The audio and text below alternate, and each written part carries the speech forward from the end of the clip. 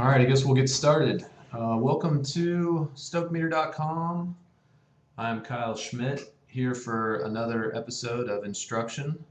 I'm here at the Learn Wake offices down in Claremont, Florida, and we're going to do an hour-long show and answer all your questions about wake instruction. So hopefully we'll get some good topics tonight, right before Christmas, 2 days before Christmas. I imagine that a lot of people have a lot of maybe board size questions. Maybe they're hoping for a new board from Santa Claus for Christmas, and they're kind of interested in what size might be right for them. So maybe that's a good way to start off this episode, is to talk about board sizing, fitting, stance, binding, stuff like that. So if you have any questions, just go ahead and type them in. I'll do my best to answer them.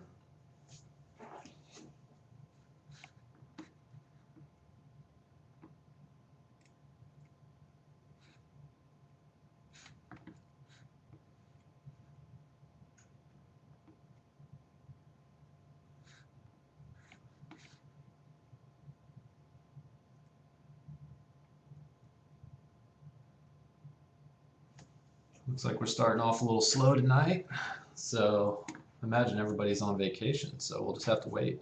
Just to give you a little heads up on what I've been doing lately, I just got back from a nice clinic trip to Mexico. Did some clinics for my buddy Herman Brito, and we went to Lake Santa Maria, the same place where the Butter Effect was filmed, and it's an amazing volcano lake.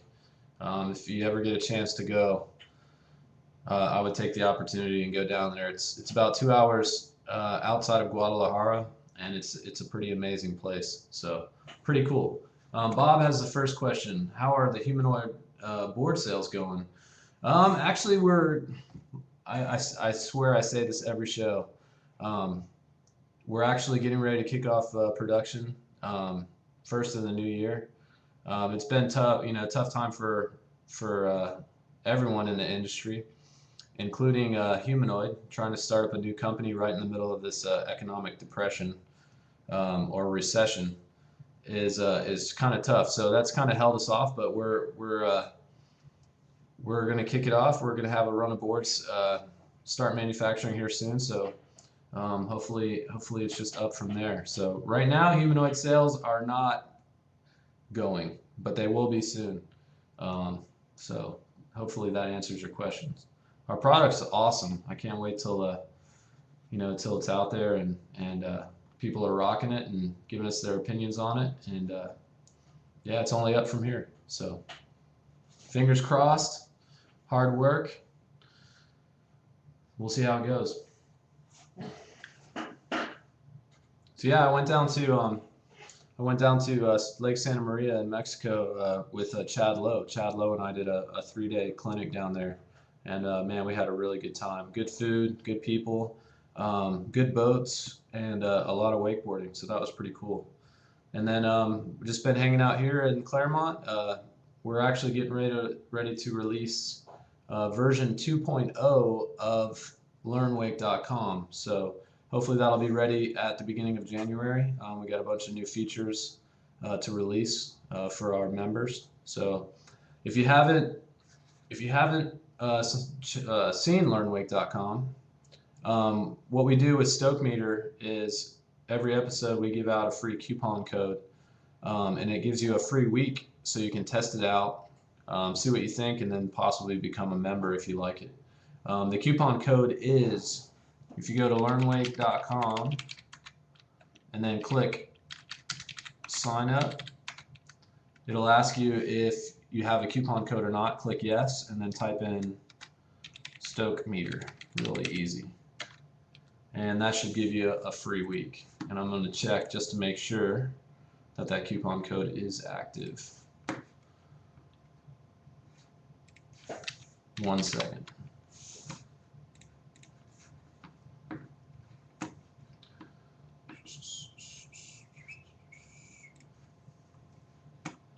Let's see, there it is. edit it. And let's go back.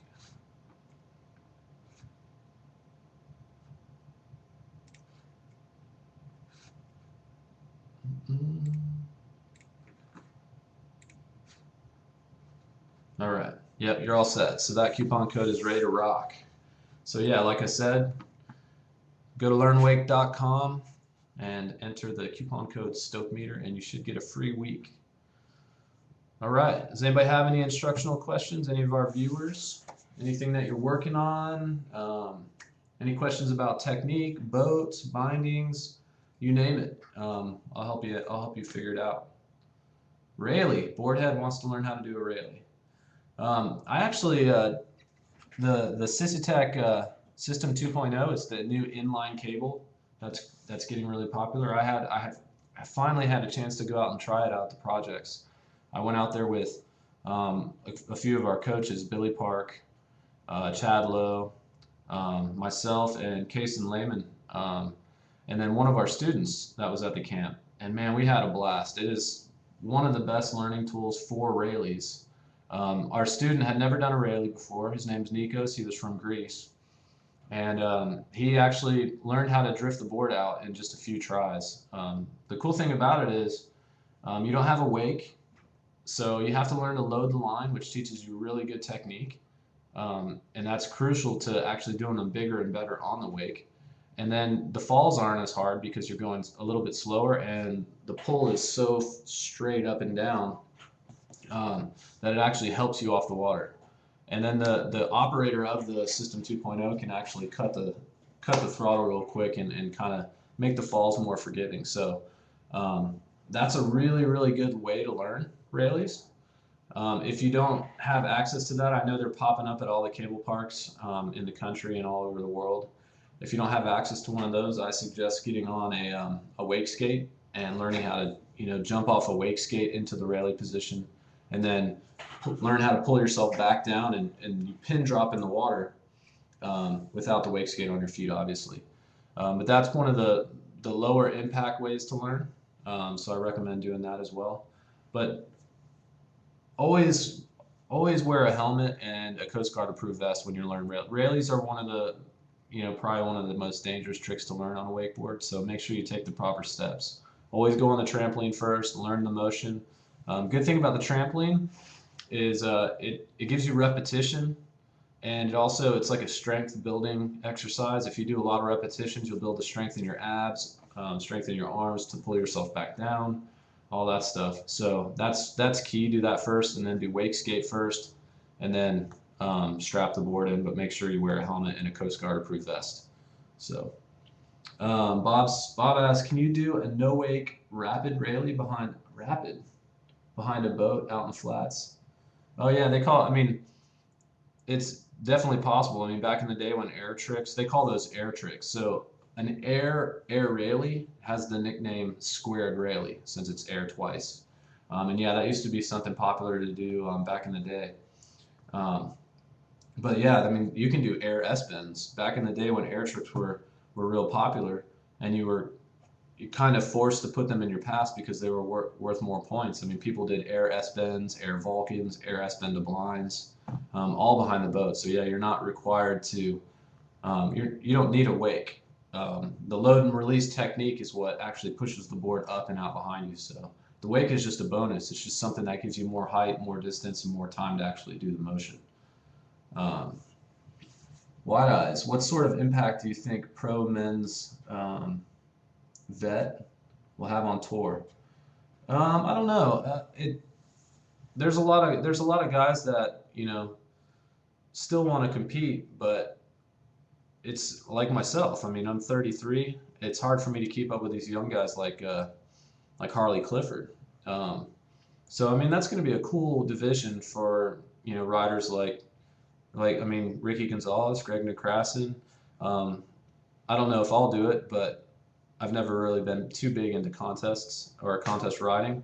But I've been approached to do it, and I think it's a really interesting division. So hopefully that'll be hopefully we'll see a lot more participants, because there's a lot of guys out there that still ride, Like, I mean, a lot of the legends. I mean, Greg Nelson could do it. Man, the list goes on. Kobe, Mike Weddington, all those guys would be cool. Dean Lavelle, be cool to see those guys jump back in there and start doing some competitions. Um, Boardhead, can you practice Rayleighs on the trampoline? Yeah, definitely. I mean, that's the first step. You should actually go on the trampoline and learn how to drift out, learn how to push your hips. Usually when you jump on the trampoline, you're jumping straight up and down.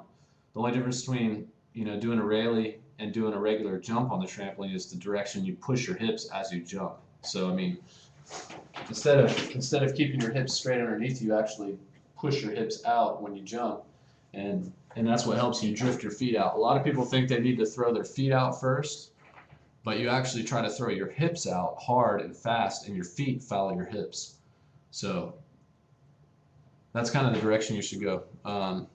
Trampoline first, wake skate Rayleighs second, and then strap in with a helmet and a vest.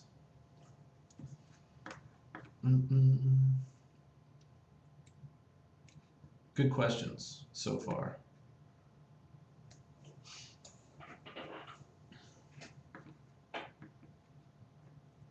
Any more questions on the Rayleigh?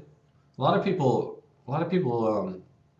are a little, I guess, confused on how to get back down from a Rayleigh. So one of the biggest misconceptions is that you have to pull in, like you actually have to pull yourself back down, but you actually just push the handle straight down towards the water. So if your hands are out like this, all you do is push. You don't even have to pull your arms or bend your arms. You just kind of push down towards the water, and that creates like a lever action.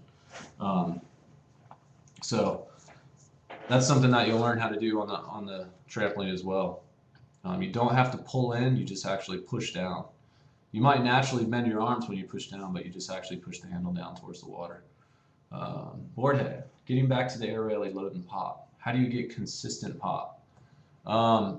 Practice is probably, no. Well, I mean, that's a tough question. I mean, it's definitely question or practice and experience, but there's a lot of wake jump in a Rayleigh.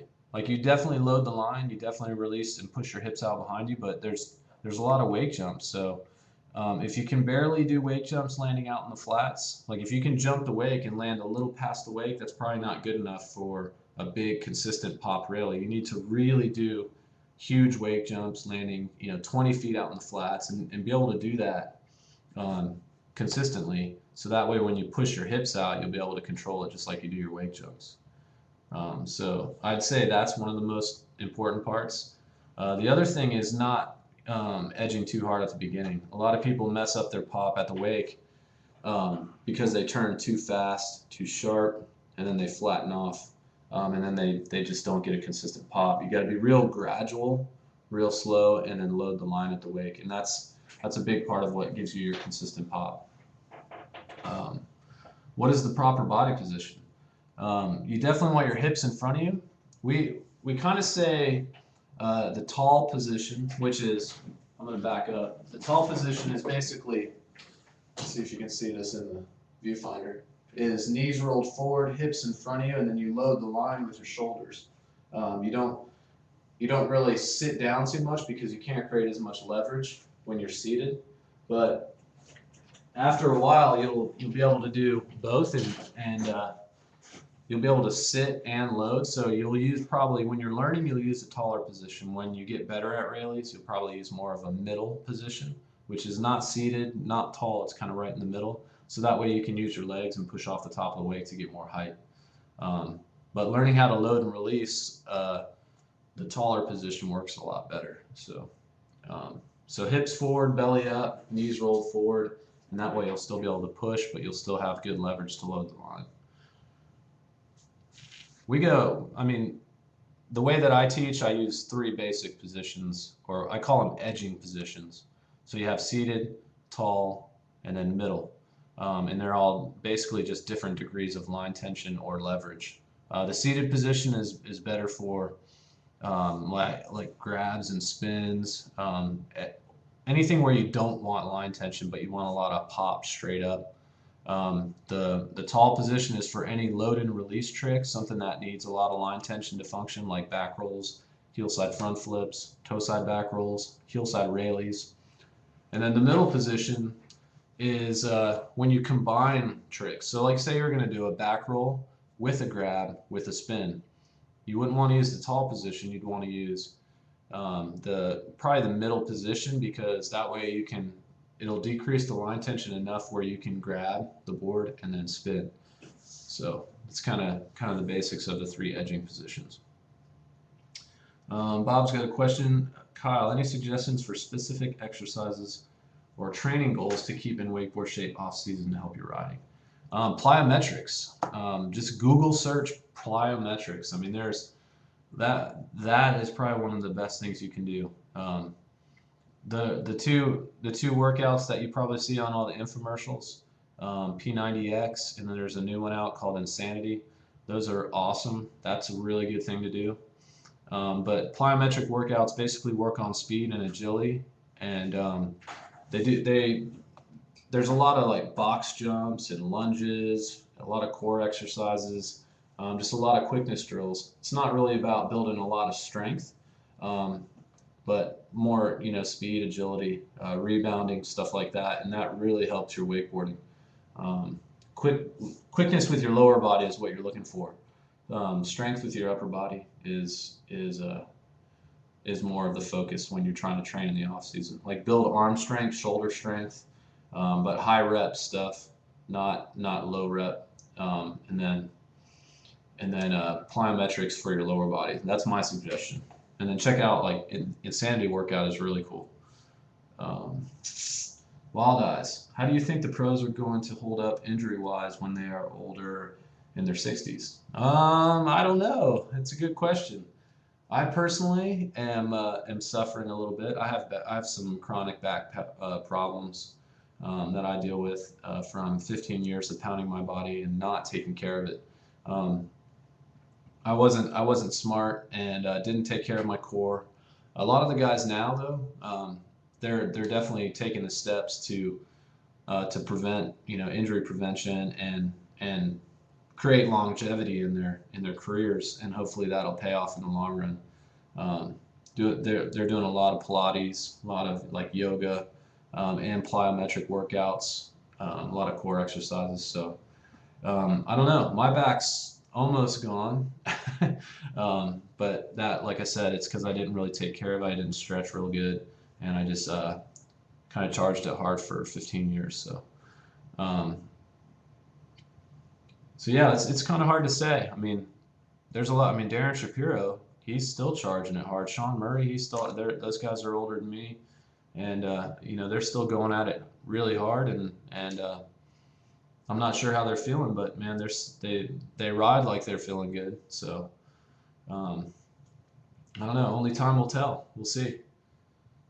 We have a lot of people that come to the wakeboard camp where I'm head coach. Man, we have some guys in their mid to late 40s that are just killing it. Matt Vermillion, he's a perfect example. He's in his 40s and he rides so good.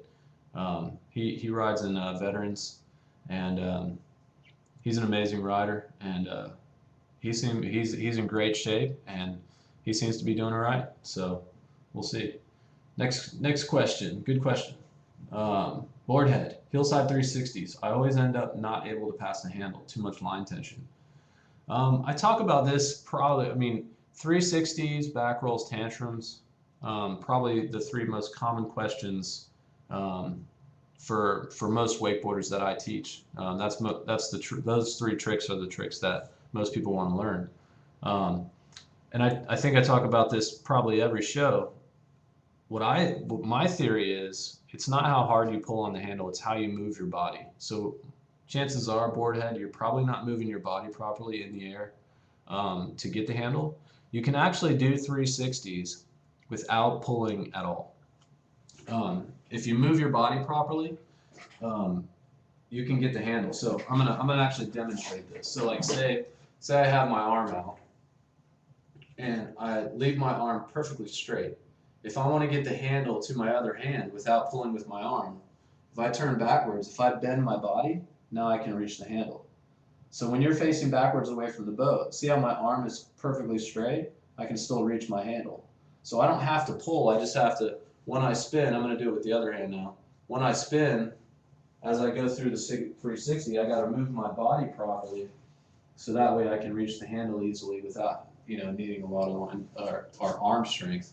So no matter how much line tension you have, if you move your body properly, you should be able to get the handle. So I would probably guess that you're not moving your body properly.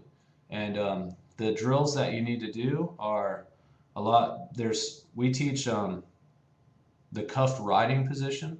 Cuffed riding position basically is when you're riding, like say you're riding straight behind the boat, if you turn the handle upside down, put two hands behind your back, you leave the board position the same, but you're just riding facing backwards, kind of bent over like this. If you learn how to ride behind the boat and learn how to edge around and everything like that, that's going to kind of force you to get into that bent over handle pass position. And then the cuff sliding position is basically the same thing, but instead of riding, you're sliding the board. So if you do a bunch of cuff drills, I think that's going to help you out. All right, it says you learned cuffed at the camp, so you've been to the camp. So yeah, I mean, probably still not moving your body enough to get the handle. Either that or your edge is too progressive. A lot of people use, well, I mean, when you learn wake jumps, you want to be really progressive, so you get that real good pop. But eventually, when you learn 360s, you got to kind of be a lot more mellow with your progressive edge, so you don't have a lot of line tension. So that also could be a problem. One of the things that my go-to drill for people learning 360s is learning an ollie 360. And a lot of people don't think it's possible, but if you learn how to do an ollie 360, it teaches you how to move your body properly, and then when you move back to wake or one wake 360s, it's a lot better. So did you learn ollie 360 at the camp by chance? Actually, when were you at the camp? How long ago was it? Well, September. So just recently. Did you learn an ollie 360?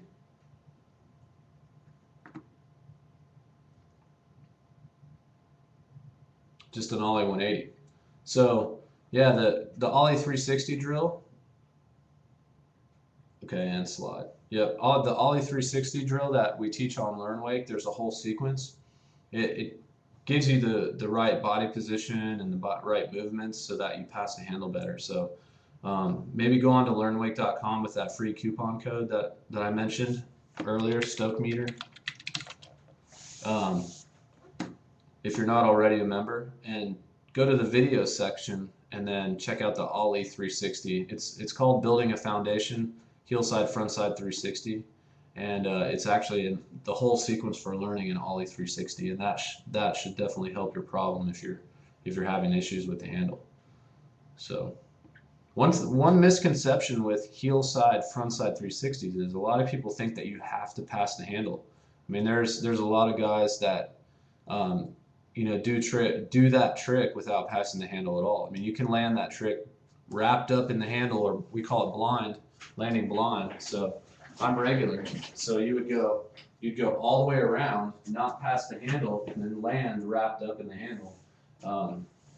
It's a really awkward position, but it kind of shows you that you don't have to pass the handle and that you can deal with line tension. So yeah, cool. Try it. Boardhead said he's going to try landing wrap. Yeah. That's a good call. I mean, even if you do it on the surface, that's still gonna, do the 360, finish the surface 3 wrapped up, and deal with the tension. That's gonna definitely help you, learn how to do it in the air as well. Bob's asking, how's your water temp at the camp right now? If we make it down in January, the gators slower when we actually don't ever see gators. Claremont, the lakes in Florida are getting more populated. Most of the gators hang out in the swamps, and gators are actually really skittish.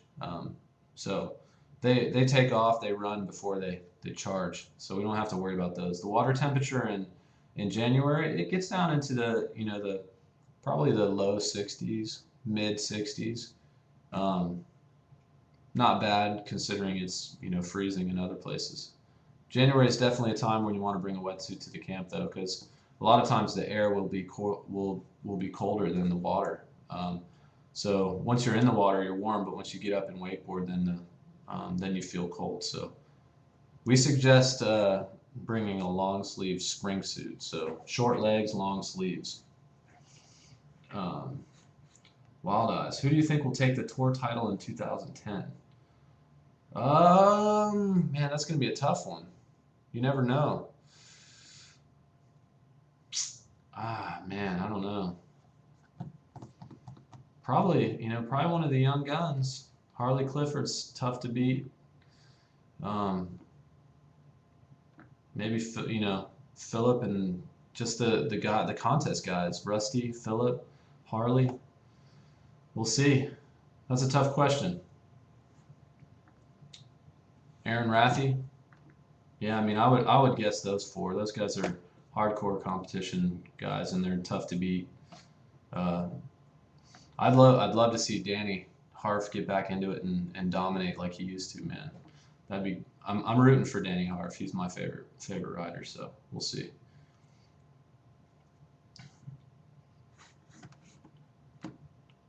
Good questions so far, though. Any questions on board sizing? Anybody getting a new board for Christmas? Or how to set up your bindings? Board head. What is the optimal line length and speed for learning tricks? It really depends on the trick. We There's a process that we suggest for different tricks, but we have what's called a graduation ladder. So what we do is we take a lot of the tricks, like if you're learning a 180, you should learn it on the surface first, ollie next, inside out, which is jumping from the middle, jumping out of the wakes, and then one wake and then two wakes on a long, or one wake on a long rope, and then two wakes on a short rope, and then two wakes on a longer rope. Like you work your way back out. So it's kind of a broad question. When we do a lot of the surface drills, so like if you were going to learn an ollie 360, we would start in the middle at 13 miles an hour, and by the end of the drill set, you'd probably go in 17 miles an hour. It only takes about 17 miles an hour to do an ollie 360. So we vary the speed, so it's hard to really answer that question specifically unless you had a specific trick that you had in mind that you wanted to know the line length and speed. But I really promote what I call learning lengths. So you have your free ride rope length, which is might be 70 to 75 feet, whatever it is. But then you have lengths on either side of that, where you use them to like do one. If you lengthen the rope out far, past your normal free riding length. So say you're at 70, if you add 10 feet to that, and ride 80, then that gives you enough room in the middle where you can slow down the boat and do bigger one-wake tricks with a lot of room to land in the middle. And then after you get the trick down, you shorten the rope up really short to say maybe 60 feet, and then you do it wake to wake on a 60-foot rope. Once you get that, you work your way back to your free riding length. So that's probably a good guideline is find your free riding length, 70 feet, then try the new trick, one wake on a really long rope and slower speed, so maybe 80 feet. And then after you learn it one wake, then shorten up really short to maybe 55 or 60 feet, learn it two wake, and then when you start getting consistent, start working your way back to your free ride length. So hopefully that answers your question. We try, I mean, most of the instruction that we build, like the skills, the drill sets that we build at the camp are based around low impact ways to learn. The kind of the old school of teaching wakeboarding was edge harder, go bigger. Nowadays we're trying to find lower impact ways for people to learn how to do tricks and progress faster without getting hurt. So board head. I hear some pros saying they ride 80 plus feet at 28 miles an hour. Yeah, I mean that's just for, when you go out 80 feet, you have a wider, set of wakes. So you're in the air for longer, and it just allows you to hold on to the board longer, spin further, and just kind of push the tricks to the limit. Some of the boats, yeah, you have to, when you load them down, like some of the pros do, you have to go faster because at 80 plus feet, if you don't go fast enough, the wake will curl over. So, so yeah, some of the guys are riding that fast. Um, I know Ben Greenwood behind his Supra 24. He uh, he rides 90, I think 91 feet and around 27 miles an hour, I think. And yeah, I mean that helps him go. He's got his boat really loaded down too, and it just helps him clean up the wake and go really big. And I'm sure you guys have seen that in videos. He's got great style and goes really big on a lot of his tricks. So, Bob, I will load some video into Learn Wake for your review, but I'm throwing a frontside 180 in my toe side. Maybe that's a typo. Oh, toe side back roll and tantrums. Cool. I could do these tricks one wake, no problem. Was injured and had not run for 6 months. Any common mistakes lead to unwanted rotation. Are you asking about on the tantrums specifically? I'm a little confused, but I'm throwing a frontside 180 in my toe side back. Oh, okay, I got you. I read it wrong. A lot of times that's kind of a defense mechanism.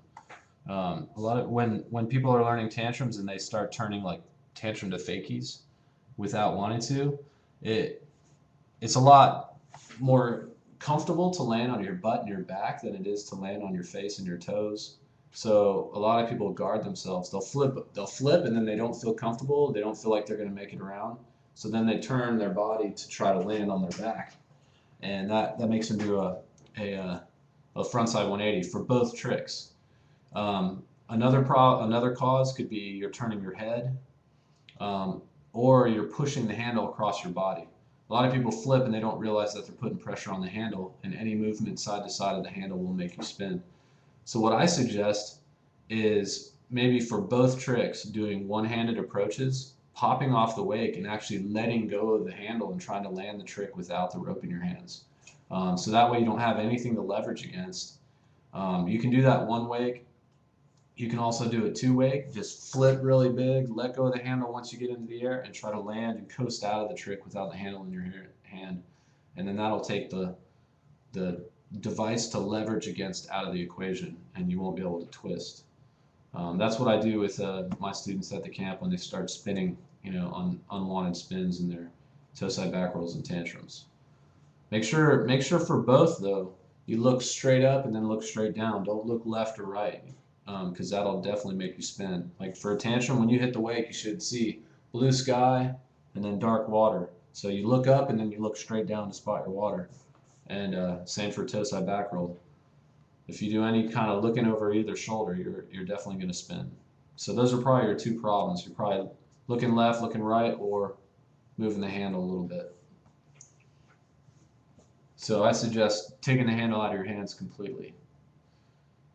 Wild Eyes. How are the pros holding up with sponsors in this economy? I mean, it's hard to say specifically, but I mean, I've heard from, a lot of people that, people are getting cut. That's a sore subject, man. No one really wants to talk about that. But yeah, everybody's taking a hit for sure. All the boat manufacturers are having a tough time, so they're, downsizing and making cuts. So hopefully we'll push through this recession and everybody will get back on board. I think we all took hits, myself included. So, but we're just gonna think positive and keep pushing forward. But yeah, everybody's taking a hit in this economy. Bob, in other words, I am bailing.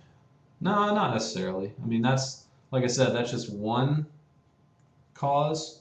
People kind of guard themselves, but most of the time, they're turning their head or they're leveraging against the handle. So, but yeah, sometimes you just got to come to realize that maybe you're guarding yourself.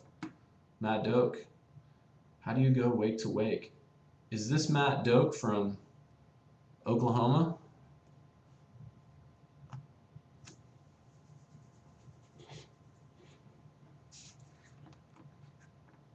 Awesome. How do you go wake to wake? Edge hard, stand tall. No, Matt, I'm excited about you guys coming down to the wakeboard camp early next year. That's going to be a fun time. Sounds like we got a pretty good group of people and should be killer. But I mean, yeah, I mean the given in wakeboarding, meaning like no matter what trick you do, if you want to pop, if you want to go up, you have to stand up tall. So basically you have two variables. You have your side to side, which is your edge, and you have your up. So standing tall makes you go up, and then your edge makes you go to side. When you get a good combination of both of those, I mean that's how you clear the wake. One thing that you don't want to do is you don't want to stand straight up. In wakeboarding, you actually have to stand against the rope. So a lot of people, they edge, they lean back, but then they stand straight up like this, and that makes them come off edge through the wake, so they lose a lot of that pop, that pressure against the bottom of the board.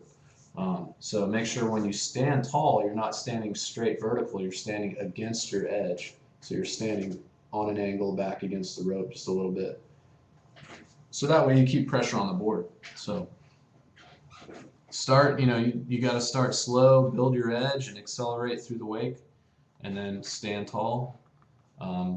Good combination in both of those, and you should definitely clear the wake. I started teaching people how to jump the wakes. Like basically I'll go one wake on a long rope first, so like 75 to 80 feet. We'll do nice short approach, not cutting out real far, just short approach, aggressive edge, one wake jumps, so they learn how to load the line and stand tall at the same time. But then from there, once they get the hang of that, I'll actually shorten the rope to like 40 feet, which is kind of unheard of. Most people's ropes only go to 60 feet, but I'll make a special knot in the rope and I'll bring people in almost right behind the rooster tail that comes off the back of the boat, and then I'll do a short approach drill where they start at the wake, they go up the wake a little bit, they drop down, they go out a little bit, and they aggressively come in, and they clear a wake that's only like 3 feet wide. And what this does is it builds comfort, and you can focus on really good position, really good edge, and then from there you work your way back in 5-foot increments. So you start at 40, slower boat speed, so it feels safer, more comfortable for the rider. Once they do like 3 good jumps in a row, give them 5 more feet, increase the boat speed just a touch, let them go out a little bit further, but keep the same in and out rhythm and good position, and slowly work your way back. So that's what I suggest. Wild Eyes, who's got the best trick off the double up? Oh man. Well, I mean, Danny Harf last year landed a 1260, so and he's landing 1080s left and right. So my vote's for Danny and his double up tricks. Anything he does off the double up's amazing. Aaron Rathy's doing some pretty awesome tricks off the double up. But yeah, I'd vote for Danny Harf and his double ups. If you haven't seen it already, go to bfyproductions.com. BFY Productions. .com, and look for Defy, the Defy trailer. Check that out. Danny's doing some really cool tricks in that trailer, and Sean Kilgus got some really cool shots from the helicopter. So if you haven't seen that trailer, check it out. It's amazing. My partner Mike McClellan actually built Sean's website too. When you go to Defy,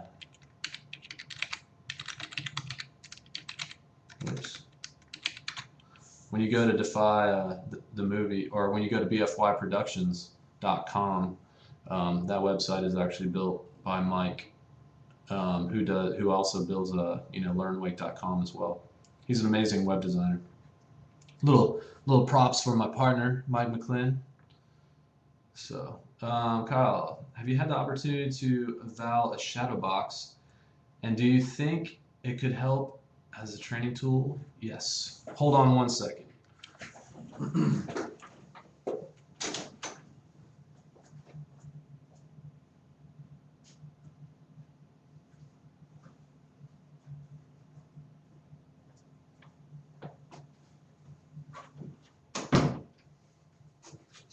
I actually have one.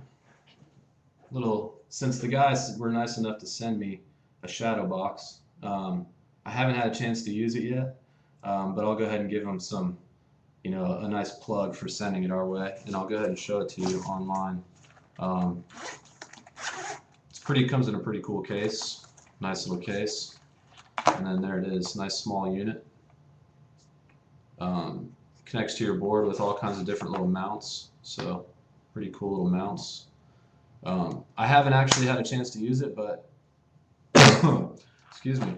We're gonna try to incorporate this into LearnWake.com and evaluate edges and see what we can do with the information that it provides. But this is a pretty cool little unit. It comes with a car charger, so pretty cool. And then all the special mounts and stuff for your board. They even give you a little sticker in there too, which is pretty cool. So it's a nice little package that you get. I've seen some of the readouts that they do online, which are pretty cool. So Mike and I are trying to figure out the best way to incorporate that into LearnWake.com, so our users can upload their information. I can analyze it and say, hey, maybe you should do this. Slow down your edge here, change this, whatever. We're trying to figure out a system. So I think as soon as I get it out on the water and try it for myself, we'll have a better idea how we can incorporate it into LearnWake.com. But it's a pretty cool compact unit, and it's got a nice little safety feature. So if your mounts, this actually goes into your one of your inserts on your board, and it's a cable. So if your mount comes off, you're still attached to your board. So that's really cool. So pretty cool, and it actually comes out of the mount too. So there's a couple different ways. Really small, compact, well built unit. So we'll see. I do this episode every month. So as soon as I try it out, next time I do an instructional episode, I'll give you some feedback on what I thought, and we'll see how it goes. So that's the shadow box. Thanks guys from Shadowbox. I appreciate sending it out. I'll get out there as soon as I can, and we'll get that going in the works. All right, let's see if we have any more questions. What kinds of boards are those back there? Oh, the ones on the wall. Those are my old pro models. Ow, I moved the wrong way. I used to ride for Liquid Force for years. I think I started riding for them in 96 or something, 97, maybe 98. Started on flow and then worked my way up, and I actually had 2 years. This one over here is a 2005 Litmus Pro model that I had, the 2 different sizes, and this is 2006. So those are just my little accomplishments that I put on the wall. So Liquid Force for a long time, and then I recently jumped ship to start up humanoid wakeboards with my buddy Joel. So him and I are trying to get that company going, so we can try to take over the industry. No, I'm just kidding. We just want to build a good board company and produce some good product for everyone to use out there. So, Boardhead, is the shadow box available for use by campers? No, I mean we got this unit for LearnWake.com.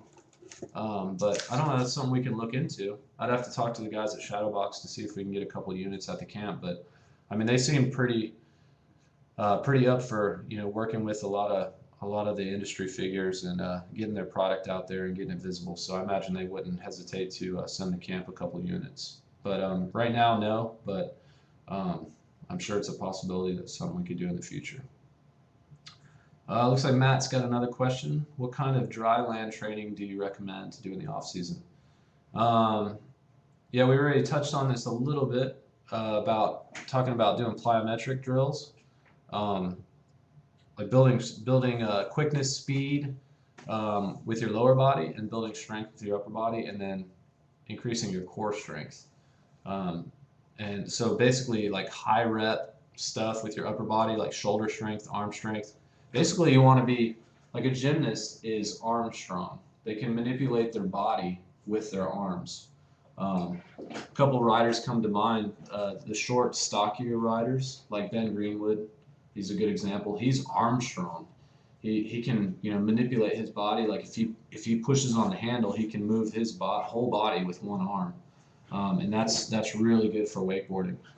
Guys like Sean Murray, Aaron Rathie, those kind of like Philip Sovin, that build is really good for wakeboarding.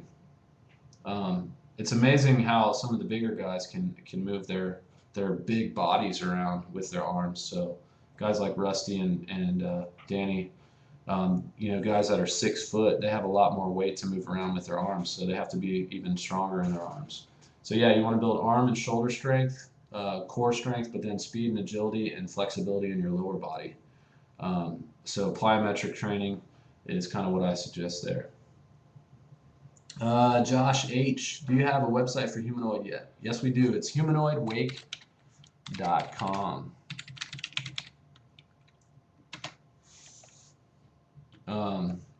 My partner Mike is actually working on a really cool art lab where you can actually design your own graphics.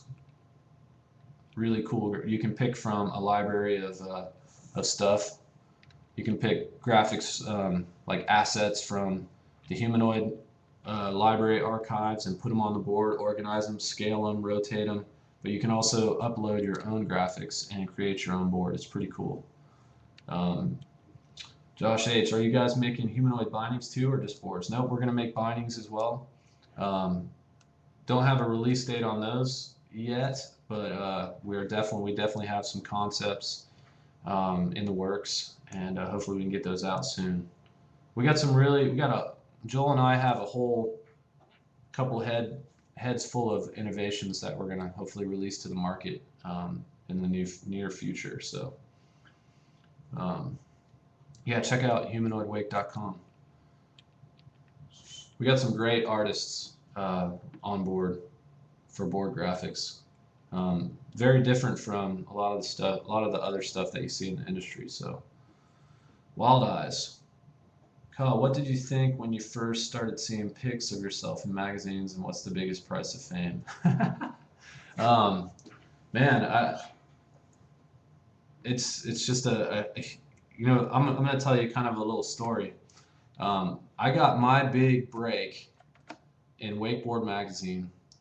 I call it my big break, but it was the first thing that I got in Wakeboard magazine was a letter that I sent in to the editor, and that was my first like exposure in the magazine, and I was pretty pumped on that. I just gave a suggestion about, it was a long time ago, I mean it was back in 94, 95. It was about including posters in the magazine, and they actually published it.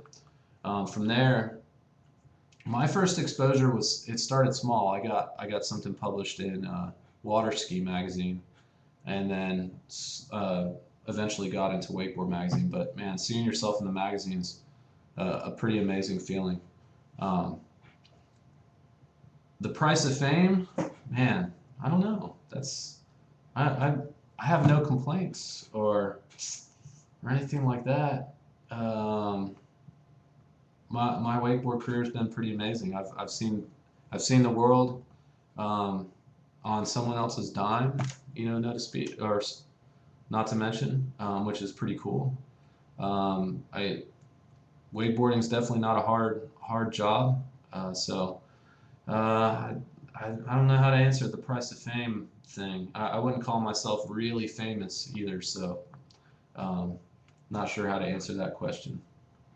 I guess I'm a little modest. So On that first picture, are those humanoid bindings or slingshot bindings? First picture. Those are probably, let me go to the humanoid site just to see what you're seeing.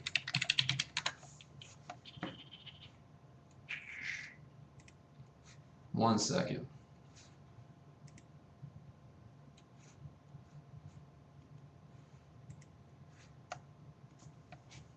Now it looks like Tom's got a question.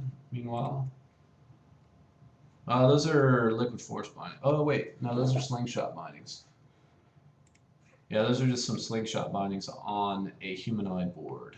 If you're talking about the guy grinding the dock with the mask on, yeah, that's those are some slingshots. All right, Tom, I'm so amped that you come on each month, though. Oh, thanks, man. Yep, instructional episodes every month. Wondering if you are going to keep doing this in 2010? Yeah, I plan to if Maurice and everybody at Stoke Meter will keep me on board. When the season comes back, I'm going to need a lot of help. Out of curiosity, what do I need to do to get a tantrum? I'm solid on week-to-week jumps. Just need to get to that next level. Excuse me. Tom, a lot of work on the trampoline. So what we teach for backflips are two different styles of backflips. You got back layouts and back tucks. Number one is I suggest learning those. Don't just learn one type. Learn how to do back layouts. And when I mean back layouts, you should be able to do a back layout and grab your feet and flip behind you like that. Okay. And then back tuck is where you pull your knees to your chest and flip. So I would suggest learning those two types of flips on the trampoline. Maybe even learning a backflip with a 180, both to the right and to the left. Most people, when they learn to do a backflip, they learn to do a backflip with a spin, but they only learn how to spin in one direction. I suggest learning to spin in both directions, so that way if you get in the air, you're going to have a lot more control of your body. So that's the first step. Trampoline training, learn how to do backflips really well. Learn how to do backflips with spins in both directions, left and right, really well. Even maybe take some trampoline training courses at maybe a local gymnastics center. They'll have harnesses. They'll be able to, teach you how to flip. One of my theories is take things to extremes. Anything less will be easier. So if you take a trampoline course and they have a nice harness for you to wear, learn how to do a double backflip. If you can do a double backflip, a single flip's going to be a piece of cake. So that's number one. Number two, you don't have to learn how to do. You don't have to learn your first flip 2 wakes. I teach everybody tantrums 1 wake first with a one-handed approach. So there's kind of a building block process that you can take. And in relation to tantrums, you have to learn how to do backside reentries, because backside reentries are the pop associated to tantrums. Backside reentries are when you see, a lot of times you see riders kind of sit on the face of the wake. They go up the wake a little bit and then they ollie pop off the top and land back at the bottom. And a backside reentry is when your back is facing the wake and you do it with one hand. And if you're doing backside reentries, your shoulders are squared up to the wake, just like you would take off one-handed for a tantrum. So the bigger you can backside reentry, ollie, the better your tantrum pop's going to be. So trampoline training, big backside big backside reentry ollie pops all the time, and then learn it on a long rope, 1 wake, and learn how to flip, let go of the handle, and land the trick without the handle, and then eventually work towards holding onto the handle. So let's see. When are you guys going to have your bindings on the site? Soon. I don't really have a date for that yet, but man, as soon as we can get them up there, they'll be on there. I'm going to need a new cable board because mine wore down the snap. Humanoid board's good for the cable. Yeah, we're actually making it's sandwich construction, urethane sidewalls, sandwich construction like a lot of the park boards are. But we're actually building stiff and flex boards. We're calling them stiff or flex and anti-flex. So there's a lot of people that still like to ride stiff boards on the wake, but there's a lot of people that like flex boards for park or for the wake. So we're trying to give you both, you know, we're not limiting the market, definitely. So we're kind of daring people to try to break these boards. They're really, really durable. So yeah, they're definitely really good for the cable. It's because I wrote a slingshot and snapped it, and I saw that you have flex boards too. Yeah, our flex boards actually ride a little stiffer through the middle in between your feet, but then flex only out to the tip and tail. So you should still get really good pop on the wake, even though they're the flex boards, and they should hold up real well because of the urethane sidewalls and just the general build of the boards is, I mean, they're amazing. Um, you can really pound on the sides of the sidewall, and it takes a lot to delam or chip them or anything like that. So we're pretty pumped on how they're coming out. Let's see. Bob, I've tried both layout tantrums and snap my legs down and tuck tantrums. Do you think there's a difference in these two positions as far as tension on your knees when landing? Trying to extend my riding lifespan. No, not really. I think, yeah, I've never been asked that question before. That's interesting. Yeah, I would say you're gonna pop out of the flip. Like if you tuck or if you lay out, you're gonna kick out and land probably both the same way. So I wouldn't say there's a difference. Um, one thing that I will suggest is whenever you do try tantrums, make sure you try to over rotate. If you're trying to increase your riding lifespan, you don't want to under rotate. Under rotating, you'll crush your ankles, over compress your ankles, and man, that kills. But over rotating, basically, you just kind of fall back on your butt and your back, and those falls don't hurt as much as under rotating. So always try to over rotate your first tantrums. What I tell people is try to do a double, and then stop at one, and one flip.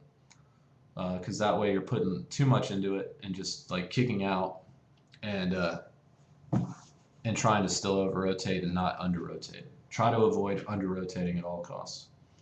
Cable railing, how do you do it? Wow, that's a really broad one, Bill T. Well, it's kind of a load and release bungee feeling. So like if this is your body from the side, you got to load and then release. And as you get that kind of bungee bounce from the rope, it'll actually lift you up out of the water. And then when you combine that with the corner, so like if you edge straight through a corner and the carrier turns, that's going to give you some kind of swing out. If you do that at the same time that you load and release, you're going to get the out, the up, and then the big air around the corner. So it's kind of a broad question, but you use a taller position. You start with a really slight mellow edge, and then you aggressively load and release on your edge. We had this question come up on learnwake.com in our bulletin board recently. There's two different styles of loading the line on the cable. There's a short load and release, and then there's a load, I call it a short and a long.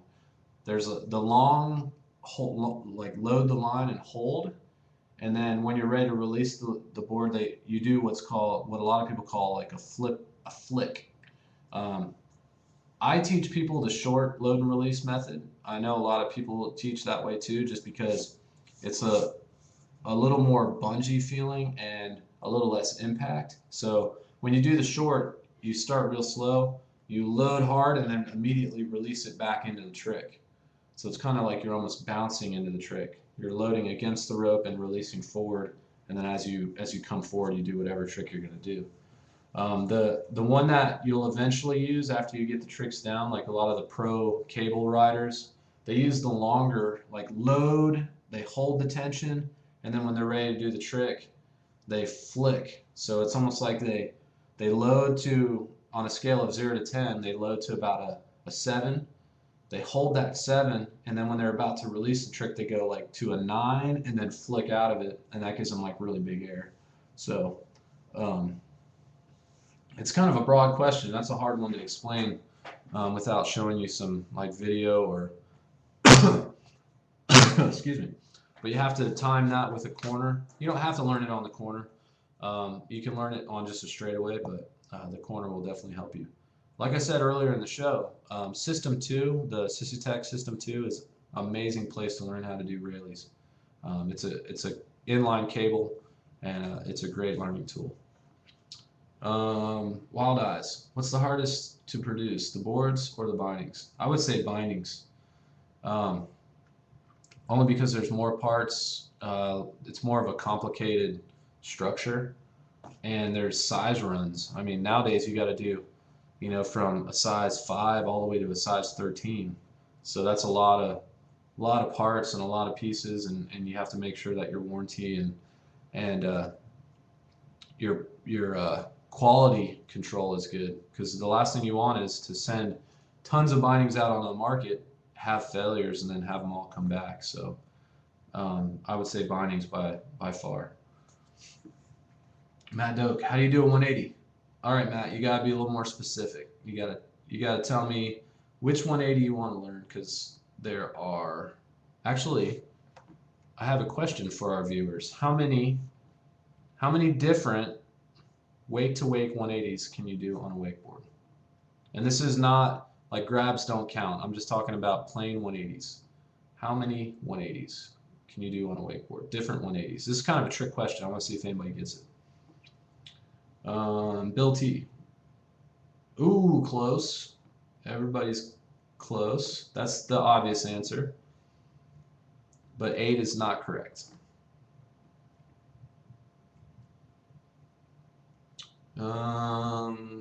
Let's see if you can guess again. Where are the fins on the boards? I don't see any screw holes. Are they molded in? No, they're actually bolt-ons. We have four bolt-on fins. They're adjustable on the humanoid boards. You got 2 fin positions. You got close to the tail, and then you can move them up about 1.5 inches for a little more release. Bill T saying 10. You're getting closer. Still not right though. Let's see. We got some more questions while people are guessing. How do you come up with the capital to start humanoid? What's your advertising budget? Well, I can't really tell you our advertising budget, but I mean the capital for humanoid, we're actually still looking for more investors. So if anybody wants to invest in a board company, contact me at learnwake.com, or contact Joel at Humanoid Wake. So yeah, we're brand new. We're still looking for investors. That's a big way. You search for investors that that want to make money on their money. Matt Doak, Merry Christmas. Thanks, man. Did anybody get it? Yeah, Bill T, 16. Nice. Matt, you actually said 6. All right, I'm going to type them out, okay, real quick.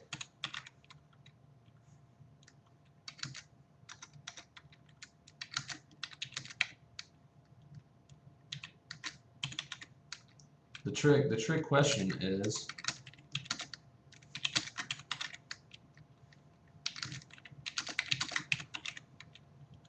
okay, there's the 4 basic ones. Then we got all those switch.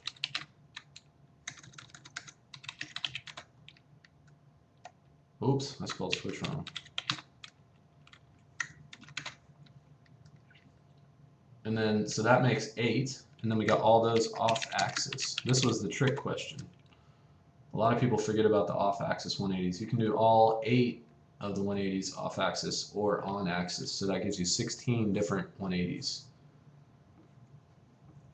Sweet, do I win a free humanoid board? Man, I wish I could give you a free board. Nice one.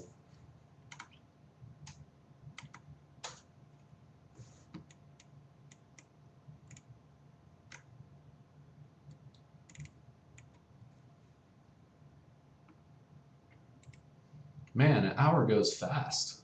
It's already an hour-long show. Does anybody have any last-minute questions before we wrap it up for tonight? Looks like Bill T's got another question. Are they going to be cheaper once they are all done with pre-orders? Yeah, that's a question for Joel. He's the money man. I'm just the product development specialist. So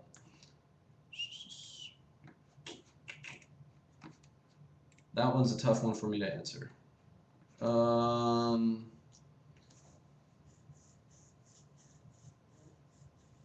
Let's see.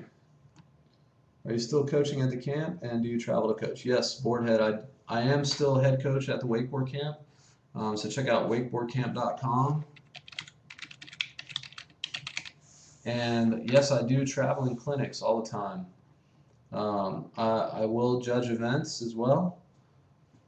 If you guys ever want to do any clinics, I'm actually working on my website, which is, check this one out too, in about 2 weeks. Right now, if you go there, it's a mess. Let me see what it looks like.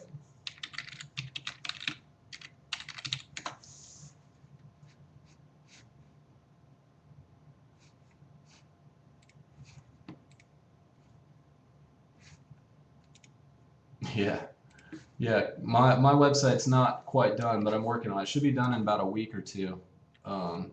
And then if you ever want to schedule any clinics, you can go directly to kyleschmidt.info, and you can schedule me for a traveling clinic if you want me to come to you instead of coming to the wakeboard camp. So,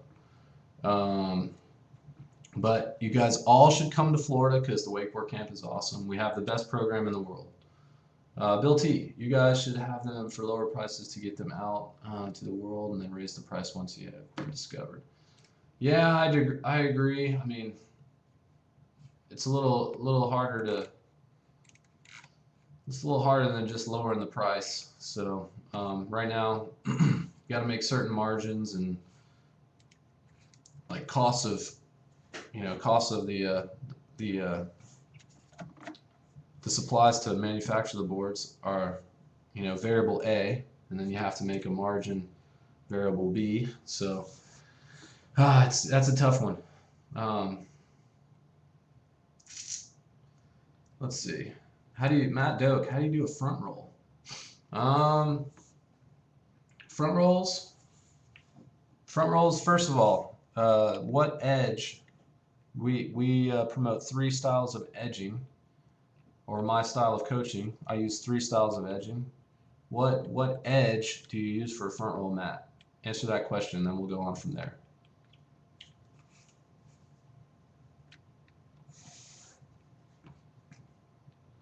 Bob, no, that's the actual edge. This is the style of edge. So, meaning, is it progressive, ollie, or trip flip? Which one of these edge styles do you use? Bob, do you try to get group riders at the camp by skill or age, or do you try to group riders by skill or age? No, we try to mix it up. Reason why we do that is because you'll learn from other people. It says I hate to have some good riders suffer with novice crap, and it's not like that at all. It's actually better if you get in the boat with different levels, because you'll feed off of the other riders, you'll get ideas from the other riders, and you'll learn from the instruction that the coach gives to the other riders working on other tricks. So we don't actually like group, beginners with beginners. If you come with a group of 4 people, like you all come from the same area, then we'll try to group you guys together so you have a good vacation. But we don't necessarily group people as far as skill levels, just because you can learn from each other. So we will if you're uncomfortable and you want to be with more novice riders, but no, we don't really do too much of that. What's the marketing plan for humanoid? There's right now we're trying to build a big street team, like trying to get boards out on the market, and trying to get on that more urban, like kind of city grinding rails, wenching style vibe that's going around the industry, and trying to get boards out to the people that are doing more of that stuff. We're calling it a street team. We're trying to build a street team of riders. So that's number one, and then obviously marketing the magazines and on websites. Hard to say on the show exactly what our marketing plan is, but that's a big part of it. All right, Matt answered the question, trip flip. So that's number one. You got to use a trip flip edge for the toe side front roll. So meaning you have to start really hard in on your toes, and then you have to flatten out, and you have to switch your edge a little bit when you hit the wake. So you'll edge in on your toes, flatten off, and then kind of hit the wake on your heels. So that way the wake, the curb of the wake will kind of trip the board and trip you into the flip. So if you edge in on your toes and then you switch edges, your body will get back to here, which is kind of like a cocking back motion. And then when you get tripped, you'll actually throw your body forward into the flip, straight over into a front flipping motion. So you have to get a lot of speed at the beginning, knowing that you're going to flatten off and lose some of that speed so you can still, trip into the flip. So that's the key, figuring out how to do that trip flip edge and do that trip at the wake. If you can trip into the flip, it's not that tough of a flip. It's one of the flips that requires the most rotation because you have to take off from your heels, but then flip and then get all the way back around on your toes. So you got to put a lot into the rotation. Wild Eyes, what is the cost for a one-page ad in Alliance or Wakeboard magazine? That really depends on your package. If you just want to do one page, it's more expensive usually. If you do like a whole year's worth of advertising, they usually discount it. So kind of hard to say. It also depends on your placement. If you're placed further in the back of the book, it's less than if you're positioned more in the front. So I can't really give you a definite answer on that one because it definitely varies. It also depends on if it's black and white or full color. So, Bill T, does a company make them for you, or like, I've always wondered, how are they made in such a large abundance? Right now we have a company in Colorado that manufactures them, and they can fire out a board, seems like every 10 minutes. It doesn't, once you get the press is going, it's just a matter of putting the ingredients in there and just slamming them together, and then they go down an assembly line. A lot of them, once you get a board perfected here in the States, a lot of times they'll go overseas to factories where they specialize in mass production. So they'll have multiple presses and multiple people working on the different steps. It's kind of like baking a cake. The core of the board is built first. It's milled or pressed first, and then after that they prep the inner mold, and then they put the wrapper kind of around it, and then they put that all together in a press, and then then you have, it's kind of a process, but they have different people at different stages, and they just keep motoring through their different steps. So Matt Doak, are those golf balls in the corner? Yes, they are golf balls in the corner. When I need a break from the computer, I get my putter and I putt golf balls, because that's what I do in my spare time when I'm not wakeboarding. I golf because it's awesome. I love golf. All right. Any other questions before I stop this broadcast?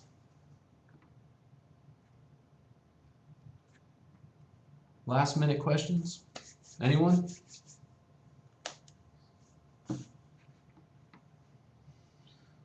Wild Eyes. What if Humanoid had a contest to promote their boards? Yeah,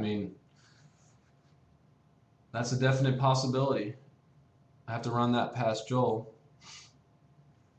Sometimes a lot of contests require an advertising budget.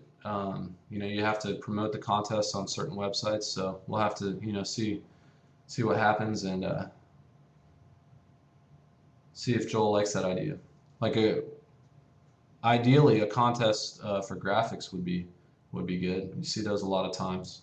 People submitting the best graphic. We actually had when the humanoid site first went up, we had a kind of a contest. People submitted board graphics, and we picked the winner. Actually the viewers got to vote on them, and they picked the winner. So, Bill T, thanks for coming on the show. Hopefully we can get the humanoid product out there soon. Bill T, are the humanoid binding hole pattern like Slingshot or the normal board? We actually have our hole pattern is on each side of the board, each foot. We have a 4 and a 3. So there's 2 4s and 2 3s. And what that does is it accommodates all the different plate sizes that are in the industry right now. The industry is going through kind of a change where the most recent stuff is on the bindings are 6-inch spacing, but there's still past product that's 7 and 8-inch spacing. So we didn't want to have people, buying the boards and not being able to use their old bindings. So our insert pattern right now accommodates any hole spacing. Obviously, if you have 8-inch plates, you're not going to have as much adjustability. And then 7, still you'll have adjustability, but it might be only 1 or 2 spots. 6-inch will have the most adjustability because it's we're kind of planning for the future, not the past. So, good question. So yeah, we're trying to accommodate everybody, old bindings or new bindings. Matt Dope, yeah, thanks Matt. We'll see you soon at the wakeboard camp. Thanks for coming, or thanks for watching. Sorry. Bill T, what about the Slingshot? Kind of how much adjustability do they have? I think they have like the normal adjustability. They actually Slingshot bindings give you a few different plates, so you can actually they have a 4-hole pattern, and then they have the normal single hole pattern. So you can actually, I'm pretty sure they have both, where you can put any binding on there. Because the last thing you want to do is limit the amount of people that can ride your boards. Wild Eyes, Kyle, don't let the advertisers steal your money. Yeah, that's kind of tough. You gotta advertise. You gotta let people know it's out there. So we won't let them steal it. We'll definitely get some exposure in return. But I hear you on that one, man. Bill T, basically I'm asking, does the humanoid boards have the 4-hole pattern on them? No, we're doing just the normal standard single row of inserts. Basically because every manufacturer offers single row. Like even the Slingshot bindings, you can take their 4-hole plate off and put the single hole plate on. And so we're kind of going with the masses instead of, I think Slingshot's one of the only one that does the 4-hole pattern. So we're trying to go with what the bigger companies use. So since we don't have bindings to start, we want to allow people to use the most popular bindings on our boards. So, well, yeah, Company 2, they have 2 rows as well. Well, Company's boards a lot of their boards are made by Slingshot, so I guess their newer boards are made in-house. So, I think, yeah, Company is, I'm not sure how the ownership works on that, but I think Slingshot makes a lot of the Company boards of the past, but I think they're trying to change that whole deal, trying to make their own boards in-house instead of having someone else make them for them. Not quite clear on that whole structure though, so don't quote me on that. All right. Well, I'm going to go ahead and wrap it up for this evening. Thanks everyone for watching this month's instructional episode. Make sure you go check out learnwake.com. Sign up for your free week with the coupon code StokeMeter on learnwake.com. Also check out wakeboardcamp.com and thebookdvd.com. That's my instructional series. And humanoid Weight.com. Oops, I spelled humanoid wrong.